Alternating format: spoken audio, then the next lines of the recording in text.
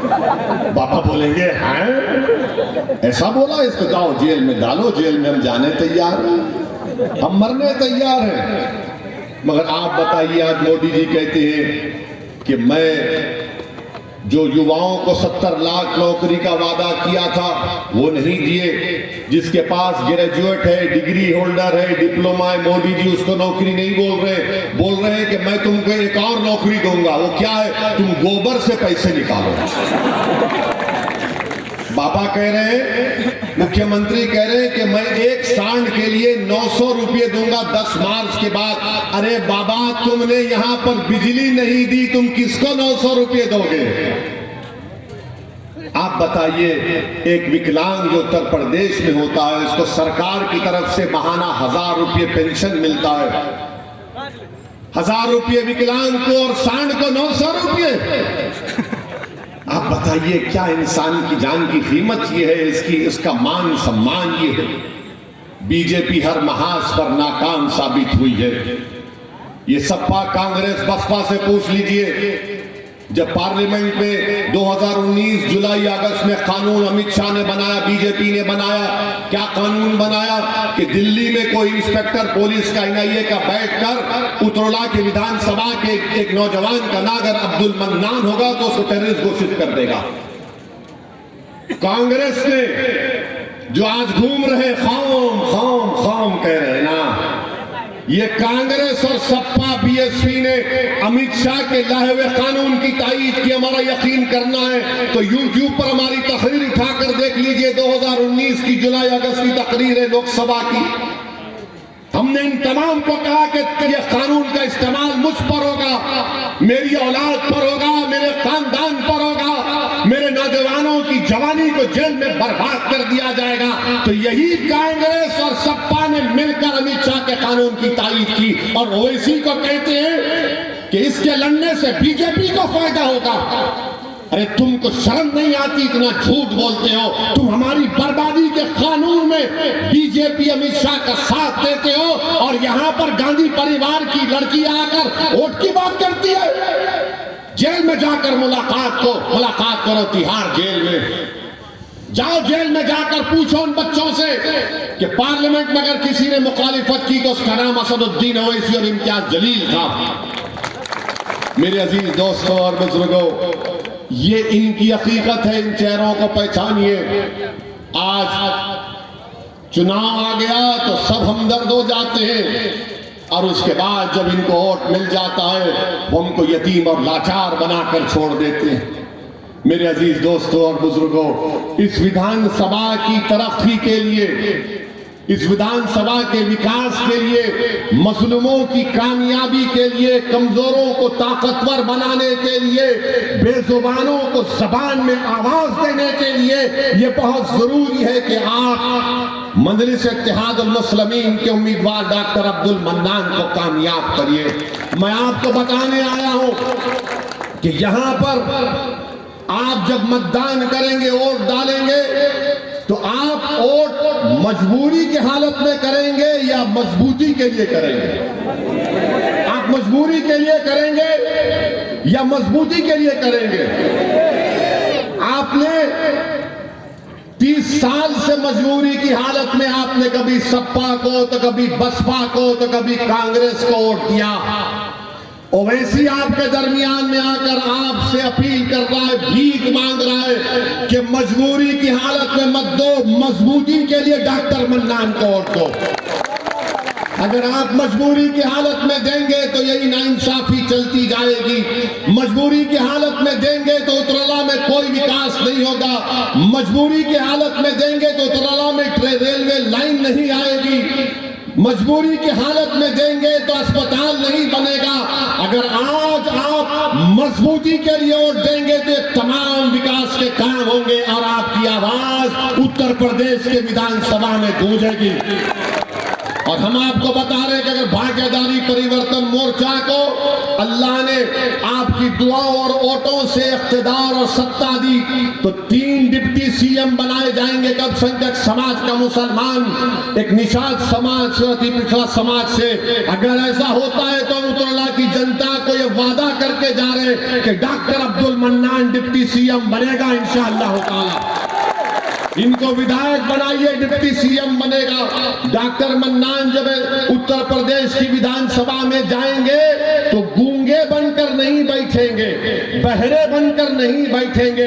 Doctor mannan उत्तरला की जनता के इंसाफ के लिए लड़ेगा, पुकारेगा। उत्तर प्रदेश की विधानसभा के दरो दीवार को उत्तरला के इंसाफ के नारे से हिलाकर रख देगा। इस बात का मैं आपसे वादा कर रहा हूं। मेरे अजीज दोस्तों और बुजुर्गों, अपने हिम्मत और हौसले को बुलंद रखिए। डरने और घबराने की जरूरत नहीं है। एक हो जाइए, एक हो जाइए। ये तारीखी वक्त है आपके लिए। अगर हमारी माँ और बहनें एक हो जाएंगी। अच्छा पूछिए ये कांग्रेस सपा बसपा से, जब आएंगे आपसे वोट की भीख मांगने तो बोलना हिजाब और निकाब के बारे में तुम्हारी राय क्या है। पूछो उनसे हिजाब और निकाब के बारे में राय क्या है, कुछ नहीं बोलेंगे। अगर हिजाब और निकाब के बारे में अगर किसी ने बोला तो उसका नाम अल्हम्दुलिल्लाह सदुद्दीन ओवैसी और मजलिस इत्तेहादुल मुस्लिमीन था। हमने उस बच्ची से बात की जिस बच्ची को बलवाइयों ने घेर लिया था।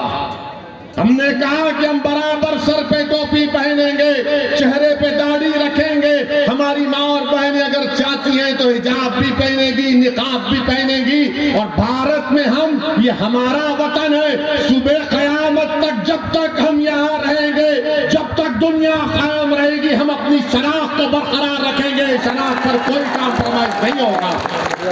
हम किसी के बोलने से अपने आप को नहीं बदलते, हम किसी के बोलने से शर्मिंदा नहीं होते। अरे हम तो कमली वालों के गुलामों के गुलाम हैं। हमको बता दिया गया क्या करना है, हम करेंगे। और भारत का संविधान हमको इस बात की इजाजत देता है कि हम क्या खाएं, क्या पहने।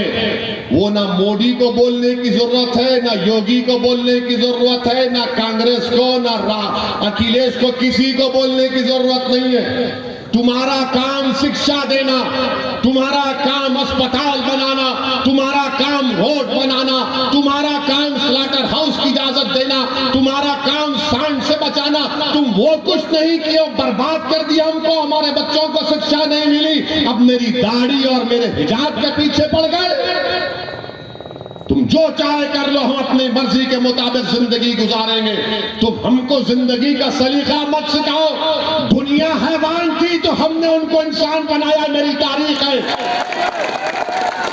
मेरे अजीज दोस्तों और बुजुर्गों, मेरी आपसे ही गुजारिश है कि आप 3 मार्च के दिन डॉक्टर अब्दुल मन्नान को कामयाब करिए। और आप जानते हैं कि हम क्यों कह रहे हैं। यहाँ पर इस विधानसभा में हजरत शहीद मिल्लत शाह अब्दुल कुद्दूस रहमतुल्लाह अलैह की 119 साला दरगाह थी। इसको हुकूमत ने उसका दरवाजा बंद कर दिया गया था। तो क्या कांग्रेस आई थी दरवाजा खुलाने के लिए? हजरत के आस्थाने का रास्ता बंद हुआ तो यही अब्दुल मन्नान दौड़कर पहुंच गया, यही अब्दुल मन्नान दौड़कर पहुंच गया। ये तो अल्लाह के वली का आस्थाना है। हमको बताया कि आपका शिजरा पीराने पीर शेख अब्दुल कादिर जिलानी रहमतुल्लाह अलैह से मिलता है, शहंशाह बगदाद से मिलता है। मेरे अजीज दोस्तों और बुजुर्गों, आखिरी बात याद रखो हमारी इस बात को, जिस समाज का नेता होगा उसी की आवाज को सुना जाएगा। जिस समाज का नेता होगा उसी की आवाज को सुना जाएगा। तुम्हारा नेता नहीं है, तुम्हारे बच्चों के आंखों के जो आंसू बह रहे हैं वो बहते रहेंगे। तुम्हारा नेता नहीं होगा तो तुम्हारा इनकाउंटर होता रहेगा। तुम्हारा नेता नहीं होगा तो तुम्हारी विधानसभा में स्कूल नहीं खुलेगा। तुम्हारा नेता नहीं होगा तो उत्तरला में विकास का काम नहीं होगा। तुम्हारा नेता नहीं होगा तो स्लॉटर हाउस नहीं खोला जाएगा। तुम्हारा नेता नहीं होगा तो तुम्हारा मान सम्मान नहीं किया जाएगा। ये वतन अजीज भारत वजाहत की और उत्तर प्रदेश की हकीकत है। कोई कहेगा ओवैसी गलत कह रहा है, तो एक मिसाल देकर आपको और मजीद समझा देता हूं कि एक मंत्री का बेटा अपनी गाड़ी से 4 किसानों को मारा, जान ले ली, 4 मर गए। उसको इतनी जल्दी बेल कैसे हो गई? उसके बाप को मंत्रिमंडल से मोदी ने नहीं हटाया। क्यों नहीं हटाया? क्योंकि उस समाज का वोट चाहिए। अगर गाड़ी चलाने वाले का नाम टेनी नहीं होता, ओवैसी होता, तो अब तक एनकाउंटर कर दिया जाता, घर पे बुलडोजर चढ़ दिया जाता। योगी और मोदी के पास उस समाज की अहमियत है। और आपका मामला क्या है? ये डराओ इनको, ये डराओ इनको, ये डराओ इनको। और हम सिर्फ वोट डालने वाले बन गए। अरे वो डर गए। अरे मेरे भाई, अब डरने की जरूरत नहीं है। हमने बचपन में सुना था कि अम्मा बोलती थी सो जाओ वरना गांव में शेर आ जाएगा। अब गांव में एक शेर आया आपके सामने। ये शेर तो अली है, शेर तो अली है, और अली की आल का सदका है कि ये खड़ा आपके सामने। अब डरने की जरूरत नहीं है। अब आपके पास विकल्प है, अब आपके पास एक ताकत है। और हम आपसे वादा कर रहे हैं कि डॉक्टर साहब ने जो कहा हम नहीं मानते। अरे अल्लाह हमको यहाँ पर 5वीं मर्तबा आने का मौका मिला। आप यकीन कर लीजिए, जब तक अल्लाह जिंदा रखेगा ओवैसी उत्तरला की जनता को पास आता रहेगा। बल्कि मैं तो आपके घर में आकर इंशाअल्लाह खाना खाऊंगा। कोई खिलाएगा हमको? मोटा हो जाऊंगा, इतना नहीं। हम आएंगे भाई। अगर मैं तुम्हारे घर पर आकर भीख नहीं मांगूंगा तो किससे मांगूंगा बोलो? मैं किसके पास जाऊंगा बोलो? मैं किसके पास जाऊंगा मेरे दोस्तों? अब आप ही को समा जलाना है। हम तो अपनी जबान से हर चीज हम निछावर करने तैयार है। अल्लाह जानता हमारी नीयत को। हमारी गाड़ी पर गोलियां चलाई गई, लोगों ने कहा मत जाओ, तुम्हारी जान को खतरा है। हमने कहा हमको सिक्योरिटी नहीं चाहिए। अगर मरना लिखा हुआ है तो मरेंगे, मगर जब तक जिंदा रहेंगे मर्द की तरह रहेंगे, बुज़दिली के मज़ाहरे नहीं करेंगे।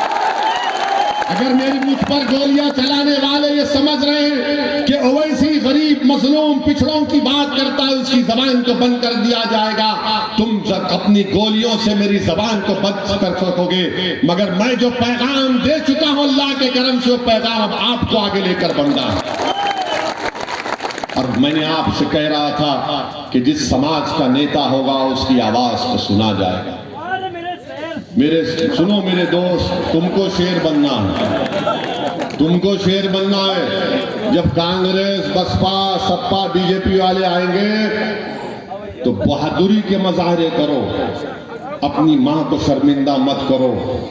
हशर के मैदान में तुम्हारी मां तुम पर पकड़ करेगी कि हाँ, बातिल ताकतों के तूफानों में मेरे बेटे ने बहादुरी का रोल अदा किया था 3 मार्च के दिन।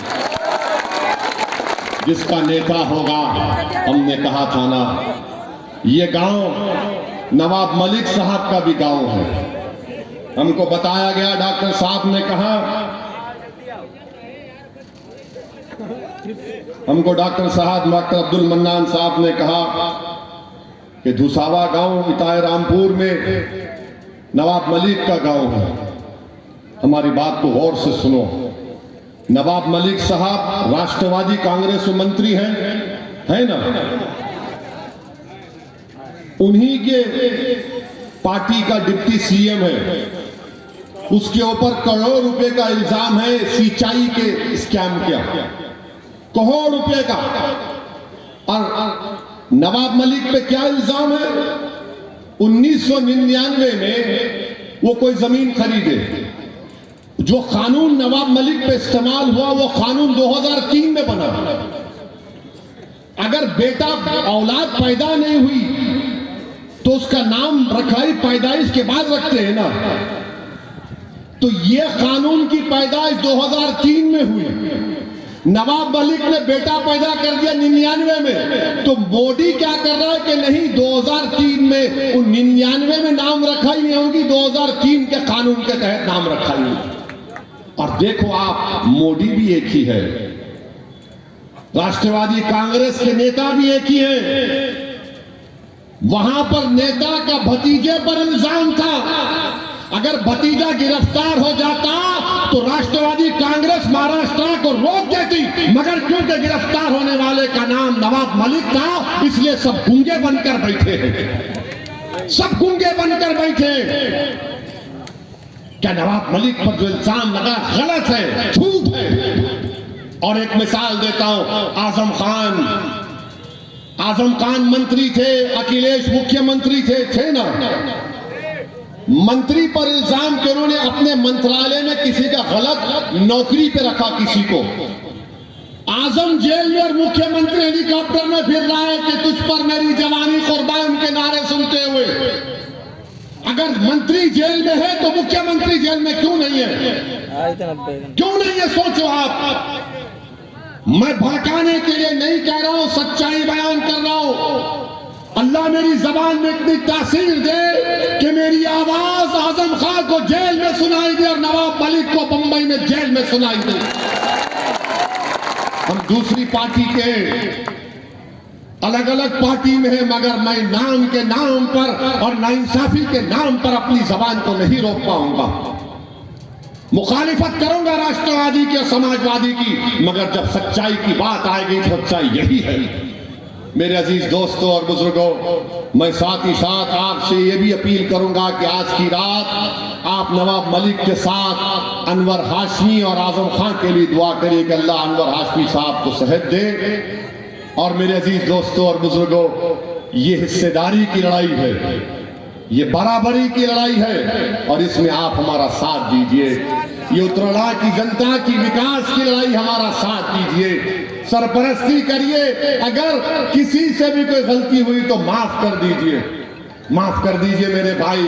आपकी आवाज उत्तर प्रदेश के विधानसभा में सुनाई देनी चाहिए। हाँ, हमारे जाने के बाद इबलीस की औलाद यहां पर आएगी, इबलीस की औलाद आएगी, आके बोलेगी ये ओवैसी तो बहुत बोल कर गया, मगर बीजेपी कांग्रेस, उनको एक ही जवाब देना, अब हम डरने वाले नहीं हैं। और अगर इंसानी फितरत है, डर अगर पैदा होता है, तो वो कर्नाटका की बच्ची ने जब उसको बलवाइयों ने घेर लिया था, उसने बीबीसी को इंटरव्यू में कहा था कि जब मैं डरती हूं तो क्या नारा लगाती हूं, क्या नारा लगाती हूं, क्या नारा लगाती हूं।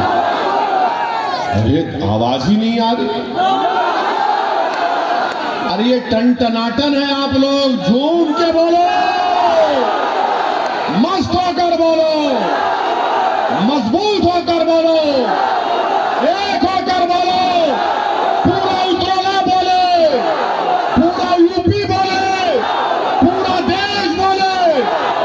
अस्सलाम वालेकुम व रहमतुल्लाहि व बरकातहू। 3 मार्च को पतंग पर बटन दबाइए।